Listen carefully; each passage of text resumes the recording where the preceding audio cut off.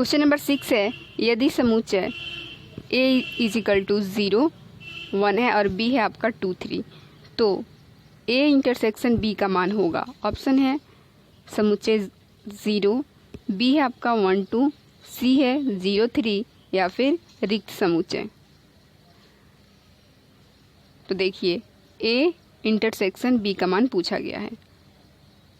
तो इंटरसेक्शन में क्या होता है, दोनों समुच्चय में जो एलिमेंट्स कॉमन होते हैं वही A इंटरसेक्शन B का मान हो जाएगा। तो अगर दोनों समुच्चय देखें A और B, तो कोई सा भी एलिमेंट्स कॉमन नहीं है। फर्स्ट वाले में 0 1 आया है और सेकंड वाले में यानी B में आया है आपका 2 3। इसका मतलब ये समुच्चय क्या होगा, रिक्त समुच्चय होगा, यानी कोई भी एलिमेंट्स कॉमन नहीं है। इसलिए A इंटरसेक्शन B का मान क्या आएगा, एक रिक्त समुच्चय आएगा। तो राइट आंसर क्या हो जाएगा, D।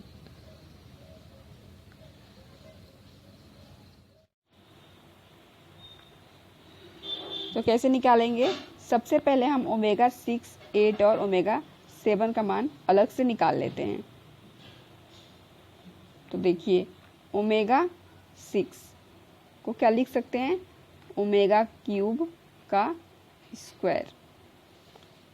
क्यूब में क्यों ब्रेक कर रहे हैं, क्योंकि क्वेश्चन में दे रखा है कि ओमेगा इकाई का घनमूल हो, यानी ओमेगा क्यूब का मान 1 के बराबर है। तो इसका स्क्वायर कर देंगे, ओमेगा क्यूब की जगह पर 1 रख कर, तो 1 आ जाएगा। इसी तरह ओमेगा की पावर 8 का मान निकालेंगे, तो इसे ब्रेक करेंगे, ओमेगा की पावर 6 इंटू ओमेगा के स्क्वायर के बराबर। इसका मान आ गया है 1 रख देंगे, ओमेगा की पावर 6 का मान 1 है और ये ओमेगा स्क्वायर, ये आपका आ जाएगा ओमेगा का स्क्वायर।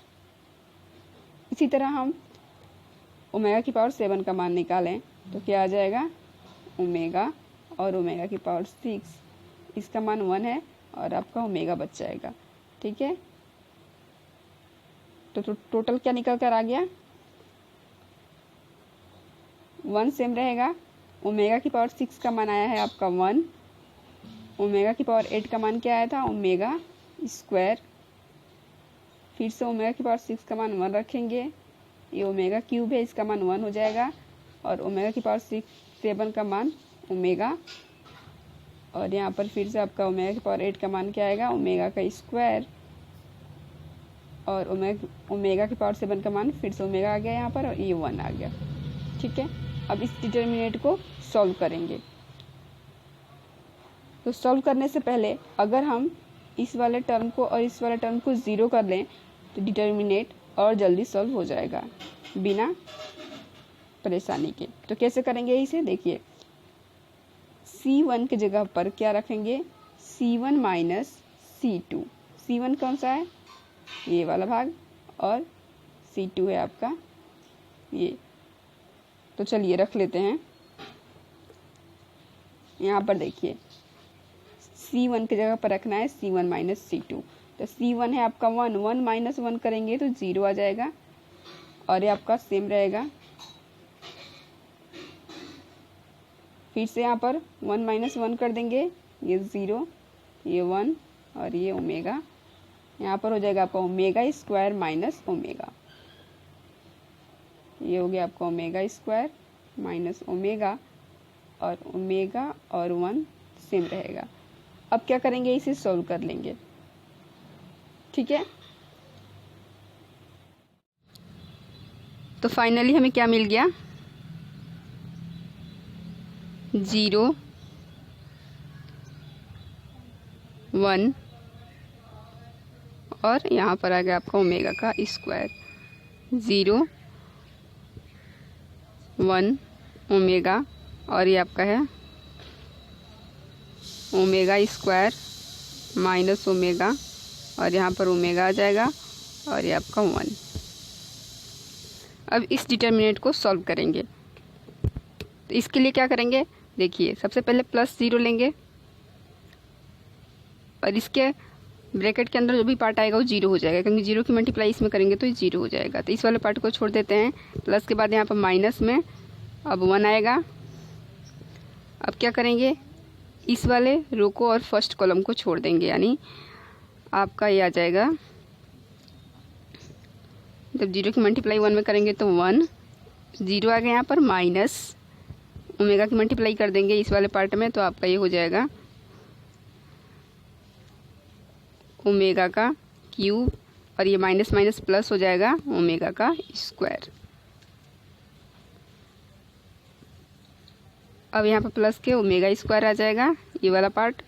अब इस वाले रो को और फर्स्ट कॉलम को छोड़ देंगे, यानी आपका ये जीरो को मल्टीप्लाई ओमेगा में करेंगे तो जीरो माइनस वन की मल्टीप्लाई कर देंगे ओमेगा स्क्वायर माइनस ओमेगा में, तो माइनस ये ओमेगा स्क्वायर और माइनस माइनस ये प्लस ओमेगा हो जाएगा।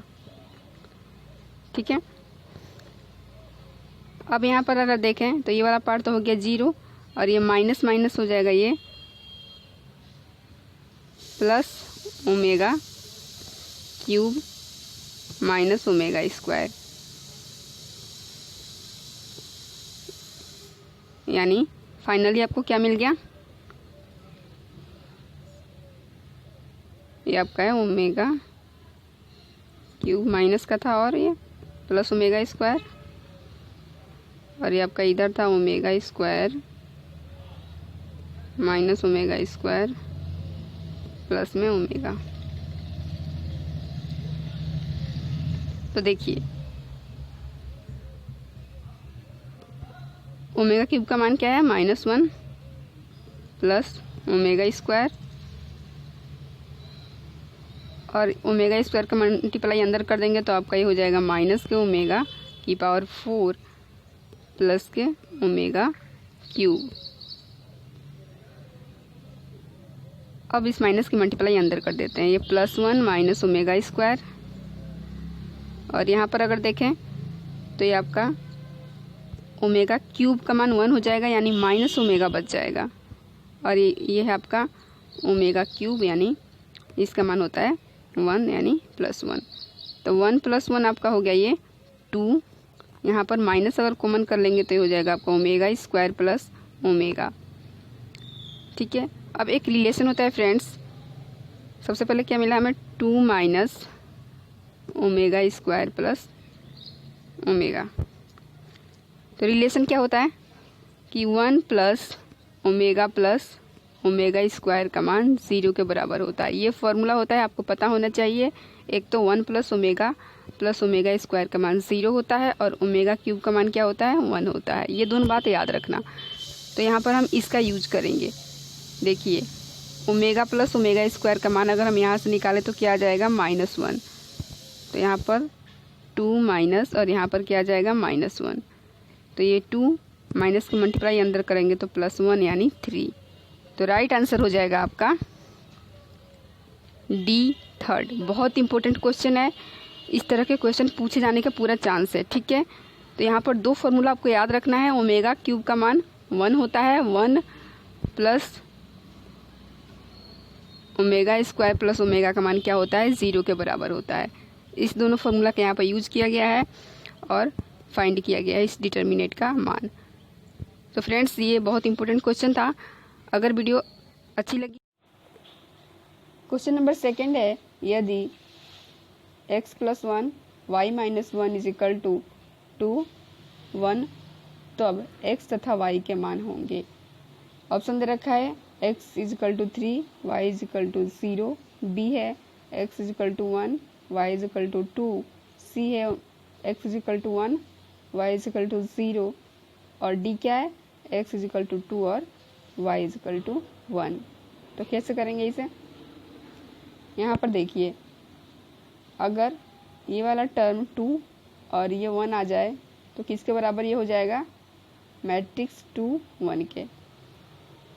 ठीक है, तो अगर हम x की जगह 1 और y के स्थान पर 2 रख दें तो क्या मिल जाएगा, यहाँ पर 1 + 1 और y की जगह 2 - 1, तो ये आपका आ जाएगा 1 + 1 2 और 2 - 1 1। तो आप देख सकते हैं इक्वल आ गया 2 1 के। इसका मतलब x का मान क्या होगा, 1 और y का 2, जो है ऑप्शन बी। तो राइट आंसर होगा बी।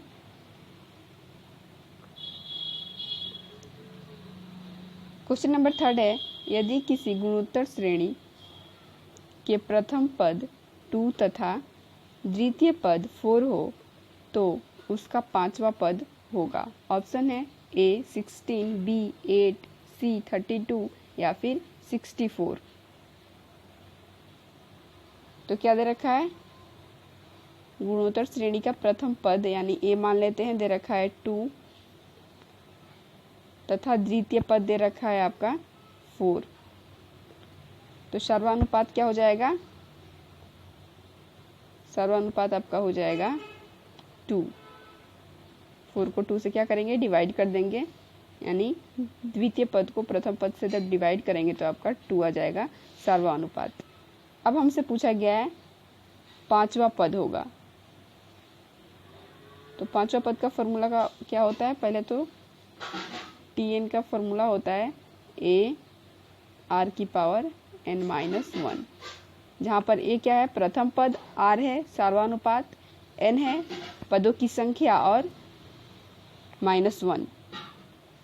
तो यहाँ पर a दे रखा था आपका 2 प्रथम पद, r भी 2 आया था निकल कर, और पांचवा पद पूछा गया है यानी n = 5 - 1। सॉल्व करेंगे इसे 2 × 2 की पावर क्या हो जाएगा? 5 - 1 4। तो ये हो जाएगा 2 की पावर 5। 2 की पावर 5 को क्या लिख सकते हैं? 32। तो राइट आंसर होगा सी। क्वेश्चन नंबर 4 है, यदि समूचे क्वेश्चन नंबर 4 है, यदि समूचे a = 1 2 3 और b = 2 3 4 हो तब a - b का मान होगा।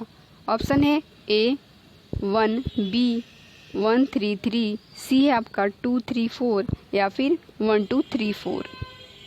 तो हमसे पूछा गया है a - b का मान। तो a - b कैसे निकालेंगे? a - b में फ्रेंड्स देखते हैं a का कौन सा एलिमेंट्स b में नहीं है, वही माना जाएगा a - b का। तो a का कौन सा एलिमेंट्स b में नहीं है? 1 b में नहीं है, जबकि 2 और 3 b में है। a का एलिमेंट्स जो 2 और 3 है वो क्या है? b में है, जबकि a 1 नहीं है। तो 1 आपका हो जाएगा a - b का मान। अगर हम b - a निकालते तो क्या करते? यहाँ पर ये देखते कि b का कौन सा एलिमेंट्स a में नहीं है, और जो एलिमेंट्स a में नहीं होगा वही मान हो जाएगा b - a का। ठीक है फ्रेंड्स, समुच्चय से संबंधित बहुत सारे क्वेश्चन स्टेट में पूछे गए थे जो पेपर रद्द हुआ है, इसलिए बिल्कुल ध्यान से देख लेना। ठीक है, देखते हैं नेक्स्ट क्वेश्चन था a - b जो आया है 1, तो राइट आंसर हो जाएगा a। क्वेश्चन नंबर 5 है, यदि समुच्चय a = 1 2, b = है समुच्चय 2 3 तो a यूनियन b का मान होगा। ऑप्शन दे रखा है 2, b है 1 2, c है 2 3 या फिर 1 2 3। तो a यूनियन b का मान निकालना है। यूनियन में क्या होता है? यूनियन में जो एलिमेंट्स रिपीट होता है उसे सिर्फ एक बार लिखते हैं और बाकी सारे एलिमेंट्स को लिख लेते हैं। तो यहाँ पर देखिए 2 इसमें भी आया है और इस वाले में भी आया है, यानी 2 बार आया है, पर लिखेंगे एक बार। 1 आ गया आपका, 2 और ये 3। ठीक है, जो एलिमेंट्स रिपीट होता है उसे सिर्फ एक बार लिखते हैं और बाकी सारे एलिमेंट्स को दोनों समुच्चय के लिख देंगे। तो राइट आंसर हो जाएगा आपका ऑप्शन डी। क्वेश्चन नंबर 6 है, यदि समुच्चय a = 0 1 है और b है आपका 2 3 तो a इंटरसेक्शन b का मान होगा। ऑप्शन है समुच्चय 0, b है आपका 1 2, c है 0 3 या फिर रिक्त समुच्चय। तो देखिए a इंटरसेक्शन b का मान पूछा गया है। तो इंटरसेक्शन में क्या होता है? दोनों समुच्चय में जो एलिमेंट्स कॉमन होते हैं वही a इंटरसेक्शन b का मान हो जाएगा। तो अगर दोनों समुच्चय देखें a और b तो कोई सा भी एलिमेंट्स कॉमन नहीं है। फर्स्ट वाले में 0 1 आया है और सेकंड वाले में यानी b में आया है आपका 2 3। इसका मतलब ये समुच्चय क्या होगा? रिक्त समुच्चय होगा, यानी कोई भी एलिमेंट्स कॉमन नहीं है, इसलिए ए इंटरसेक्शन बी का मान क्या आएगा, एक रिक्त समुच्चय आएगा। तो राइट आंसर क्या हो जाएगा, डी।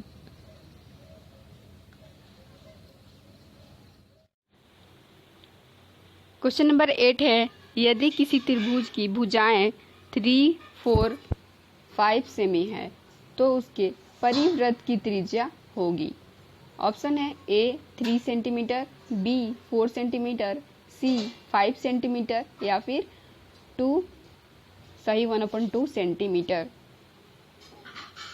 तो त्रिभुज की भुजाएं कितनी दे रखी है, 3, 4 और 5 सेमी और उसका परिवृत्त की त्रिज्या पूछा गया है। तो त्रिभुज के परिवृत्त की त्रिज्या का फॉर्मूला क्या होता है, R = ABC/4 डेल।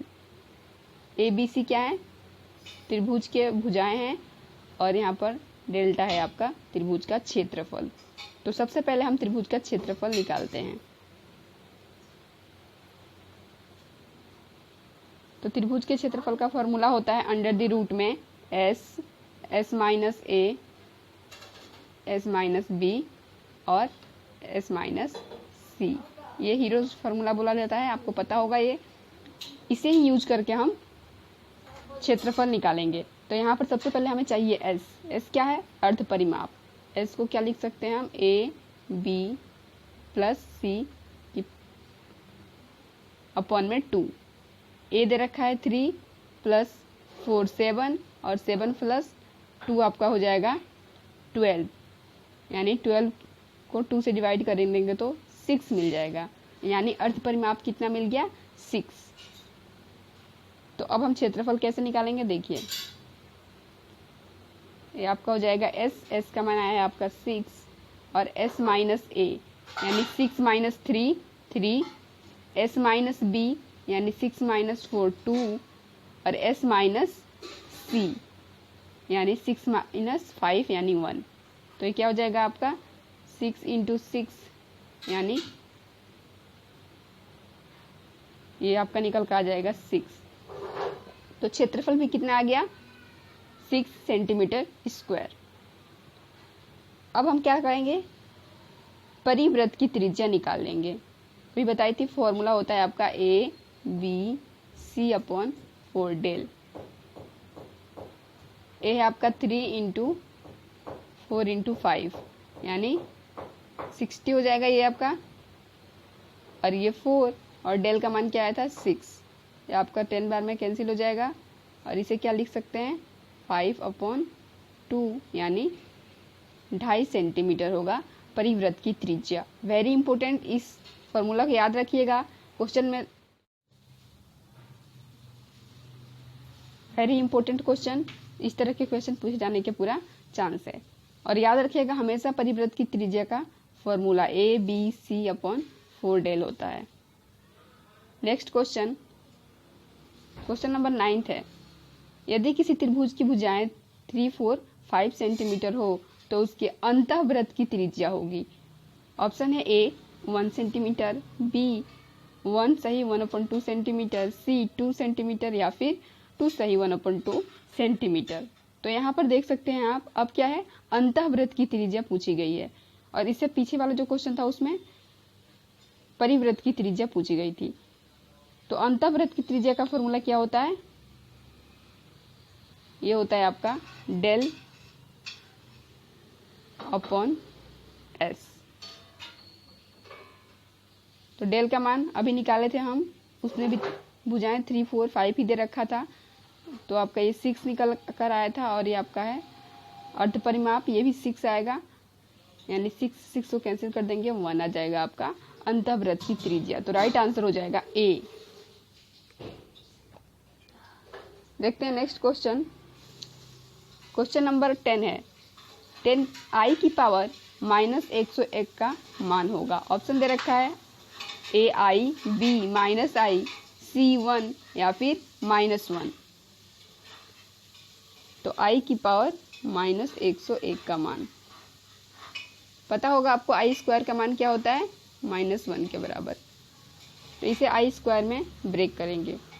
तो सबसे पहले हम इसे ऐसे लिख लेते हैं, ये माइनस को नीचे लेकर आएंगे तो आपका क्या हो जाएगा, प्लस के 101। अब इसे हम लिख सकते हैं i की पावर 100 इंटू आई, ठीक है। अब इसे कैसे लिख सकते हैं, आई स्क्वायर का 50 पावर लगाकर यहाँ पर ये आई सेम रहेगा, और आई स्क्वायर का मान यहाँ पर -1 जब रखेंगे तो ये हो जाएगा आपका -1 की पावर 50 इंटू आई।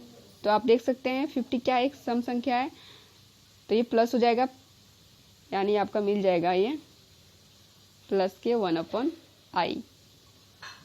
लेकिन देख सकते हैं आपका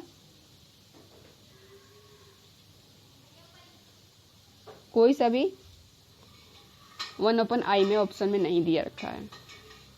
तो क्या करेंगे अब इसमें आई स्क्वायर से गुणा और आई स्क्वायर से भाग करेंगे। तो आई स्क्वायर का मान क्या होता है, यहाँ पर रखेंगे आपका -1, ठीक है। और एक आई से एक आई कैंसिल हो जाएगा और ये आपका आई बच जाएगा, यानी आपका जो आंसर है वो क्या होगा, -i, जो है ऑप्शन बी। क्वेश्चन नंबर 11 है, निम्न चित्र में कोण OAC का मान होगा। OAC यानी ये वाला मान पूछा गया है हमसे। ऑप्शन दे रखा है A 20 degree, B 40 degree, C 10 degree या फिर 50 डिग्री। तो OAC का मान पूछा गया है, यानी इसका मान। तो इसके लिए सबसे पहले हमें क्या चाहिए, इस वाले का मान, यानी कोण AOC का मान ज्ञात करना पड़ेगा।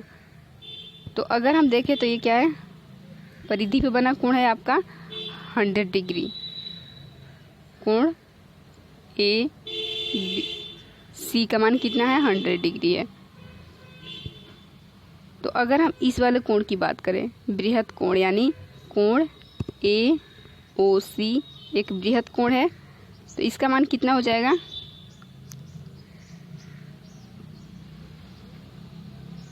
100 का 2 गुना, क्योंकि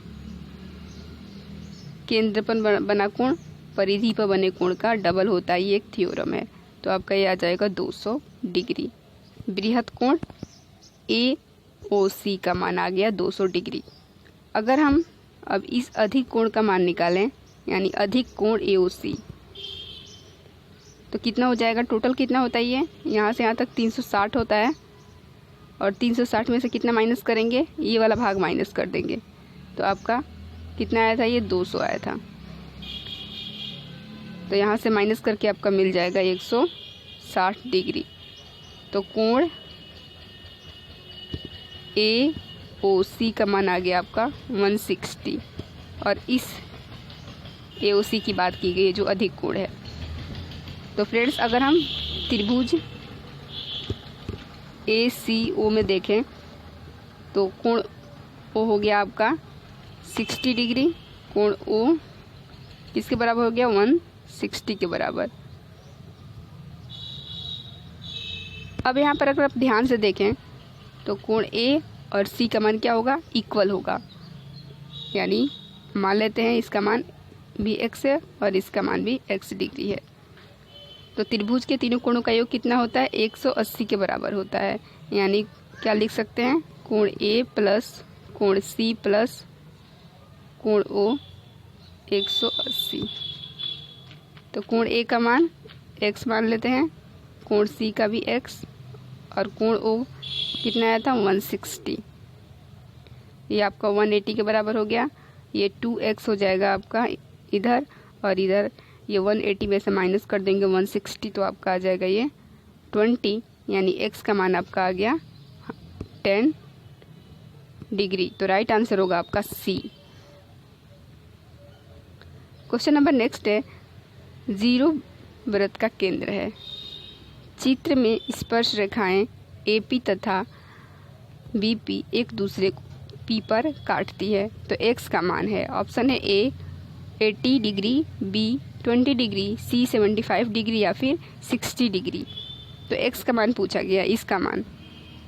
तो यहाँ पर अगर हम त्रिभुज POA की बात करें, ठीक है, तो यहाँ पर कोण P दे रखा है आपका 30 डिग्री, और यहाँ पर देखिए ये एक समकोण त्रिभुज बन रहा है, यानी आपका कोण A हो जाएगा 90 डिग्री, 90 डिग्री हो जाएगा ये।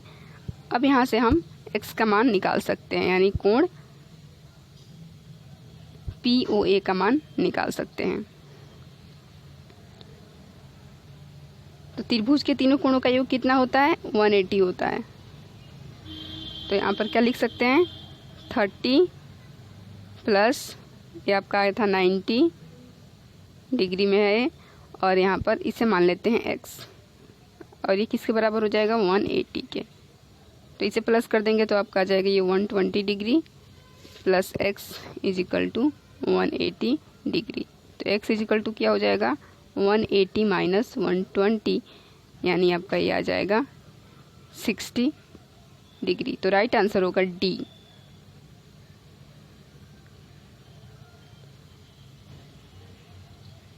क्वेश्चन नंबर नेक्स्ट है, यदि x is equal to cos T तथा y is equal to sine T है तो D square Y upon D X square किसके बराबर होगा? ऑप्शन दे रखा है y की पावर -3, बी है y cube, C -2 y cube, या फिर -y का -3 क्यूब पावर। तो आपको अब देखिए कैसे करना है इसको। यहाँ पर हमसे पूछा गया है D square Y upon D X square का मान। तो सबसे पहले इसका हम t के रिस्पेक्ट में डिफरेंशियल करेंगे, तो क्या होगा ये? D x upon D T किसके बराबर हो जाएगा? कोस टी का डिफरेंशियल होता है आपका माइनस के साइन टी। इसी तरह इस वाले इक्वेशन का भी t के रिस्पेक्ट में डिफरेंशियल करेंगे, तो ये हो जाएगा आपका D Y upon D T is equal to sine T का हो जाएगा आपका कॉस टी। ये आपका हो गया फर्स्ट इक्वेशन, और ये हो गया आपका सेकेंड। अब हम क्या करेंगे? हमें चाहिए D Y upon D X का मान। तो सबसे पहले हम 2 को 1 से डिवाइड कर देंगे, तो ये आपका हो जाएगा D Y D T upon D X, और ये है आपका प्लस में है आपका ये cos T upon minus sine T. ठीक है, डी टी से डी टी कैंसिल हो गया, ये आपका हो गया D Y upon D X is equal to minus के ये हो जाएगा आपका cot T, cos T upon sine T का फॉर्मूला माइनस कॉट टी। तो हमें मिल गया D Y upon D X is equal to minus cot T.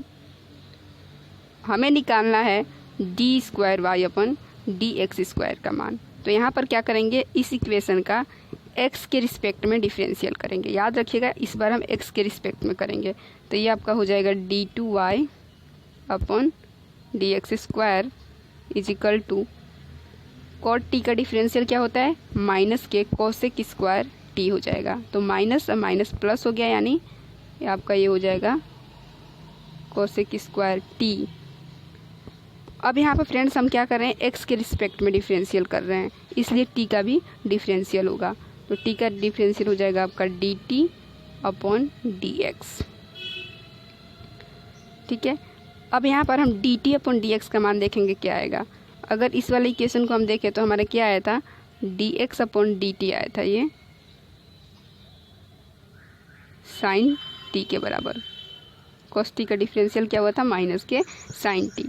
तो अगर हम इस वाले को देखें और इस वाले को देखें तो क्या डिफरेंस है? अगर इसे हम उल्टा कर दें तो इसका मान निकल जाएगा, यानी हम इसे क्या लिख सकते हैं? इस वाले को 1 अपन साइन स्क्वायर टी लिख सकते हैं, इंटू डी टी अपन डी एक्स को क्या लिखेंगे? 1 अपन साइन टी, वो भी माइनस में आएगा।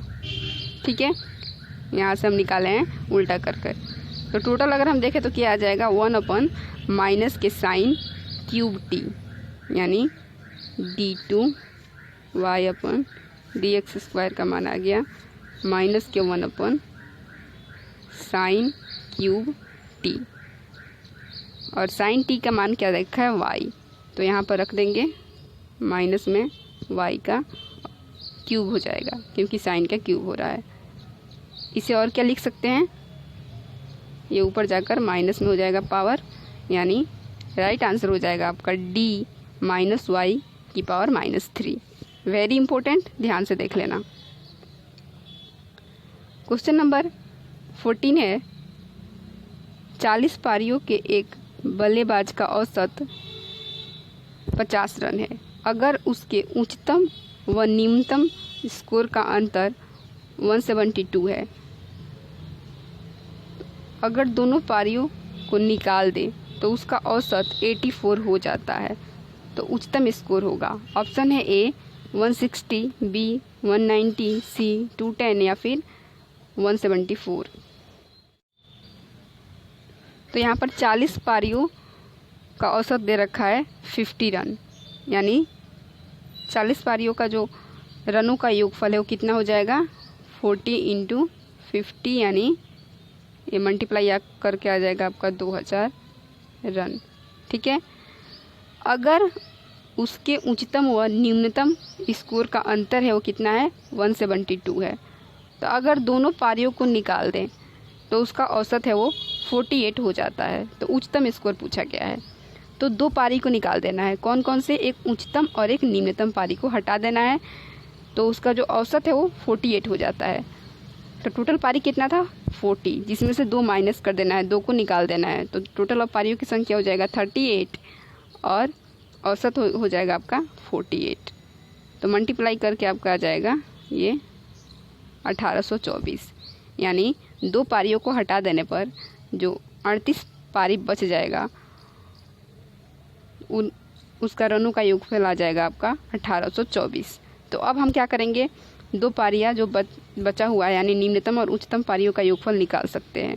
जब 2000 में से 1824 माइनस कर देंगे तो कितना मिल जाएगा आपका 176, यानी क्या बोल सकते हैं उच्चतम और निम्नतम, यानी हायर और लो जो पारी है उसका योगफल कितना मिला है हमें 176।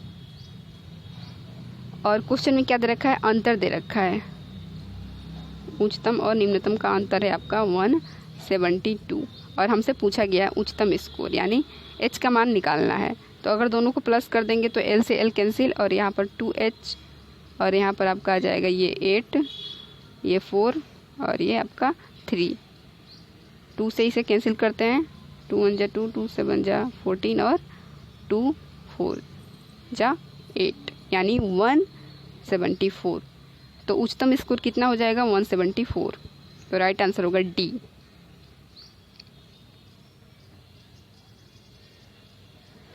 क्वेश्चन नंबर नेक्स्ट है, एक षटभुज का एक अंतःकोण है वो कितना है 165 डिग्री, तो शेष अंतःकोण का मान h डिग्री है और शेष अंतःकोण का मान कितना है x डिग्री है। तो सभी कोणों की माप बताइए। ऑप्शन दे रखा है 100 डिग्री, 130 डिग्री, 150 डिग्री या फिर 111 डिग्री।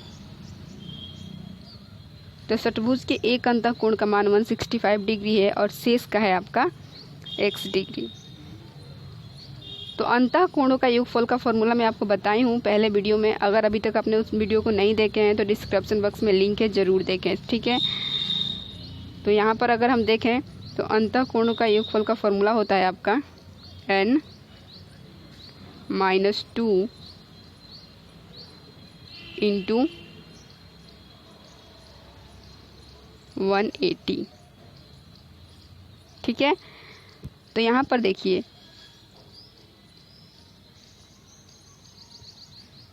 यहाँ पर अगर बात करें तो n की जगह क्या रखेंगे 6 रखेंगे क्योंकि षटभुज की बात की गई है। तो 6 - 2 इंटू 180, तो ये आपका हो जाएगा 4 इंटू 180। तो अंतःकोणों का मान कितना आ गया 720। अंतःकोणों के योगफल षटभुज के टोटल जो अंतःकोण है उसका योगफल आ गया आपका 720। एक अंतःकोण का मान दे रखा है 165, बाकी कितने अंतःकोण बच जाएंगे? षटभुज है यानी 6 कोण है, जिसमें से एक कोण का मान 165 डिग्री दे रखा है और बाकी का x है, यानी बाकी कितने बच जाएंगे? 5 कोण बचेंगे जिसका मान x है। प्लस कर देंगे 5x, ये हो जाएगा आपका 165 प्लस ये हो जाएगा 5x इज इक्वल टू 720। ये हो जाएगा आपका 5x is equal to 720 minus 165 हो जाएगा आपका 555, यानी 5x इज इक्वल टू 555, यानी x इज इक्वल टू आपका आ जाएगा 111 डिग्री, जो राइट आंसर हो जाएगा डी है। ठीक है, इस क्वेश्चन का आंसर आपको कमेंट करके बताना है। ठीक है, क्वेश्चन है आपका, निम्नलिखित में से कौन सा विकर्ण आव्यूह होगा? ऑप्शन है ए 300 030 003, बी है 500 030 और 007, और सी है ए और बी दोनों, या फिर 100 010 और 001। तो आपको कमेंट करके ज़रूर बताना है इसका आंसर। देखते हैं कितने लोग सही आंसर करते हैं। तो फ्रेंड्स, ये थे आज के इम्पोर्टेंट क्वेश्चंस। उम्मीद है कि आप लोगों को क्वेश्चन समझ में आए होंगे। अगर वीडियो पसंद आई है तो एक लाइक करके चैनल को सब्सक्राइब कर लीजिए, अगर अभी तक नहीं करे हैं तो। ठीक है, वीडियो देखने के लिए थैंक यू। मिलते हैं नेक्स्ट वीडियो में।